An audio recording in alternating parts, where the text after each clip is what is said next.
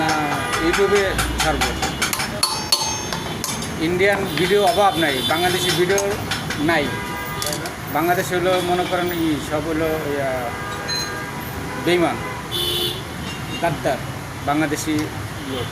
কী লেগে আপনার মনে করেন এই যে জিনিসটা যে ভিডিও হয়, ভিডিও হলেও মনে করেন এটা তো যারা কখনো করে নাই বা যারা টুকটাক করে ওরা মনে করেন তো শিখে ফেলাইব।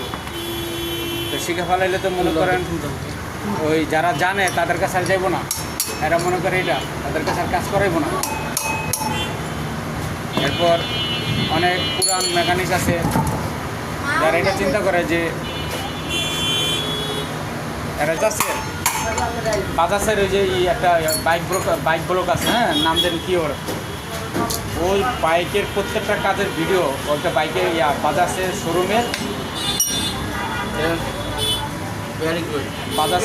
বাজাজের শোরুমের ও যে সমস্ত ভিডিও দেয় একদম খাস। ওর ভিডিও দেখা বহু মানুষ মনে করেন হ্যাঁ অনেক মানুষ উপকৃত, এবং বাইক সম্পর্কে অনেক মানুষ সাধারণ মানুষ যারা জীবনে হ্যাঁ অনেক ধারণা সংগ্রহ করছে, অনেক ধারণা অর্জন করছে, এবং ধারণার সাথে কাজের সাথে অ্যাকুরেট মিল। এবং বিভিন্ন দেশ থেকে ইঞ্জিন পার্সেল করে পাঠা দেয় ওর কাছে, যেটা এই করে দেন ডাউন দিয়ে দেন, মানে ফিটিং করে দেন।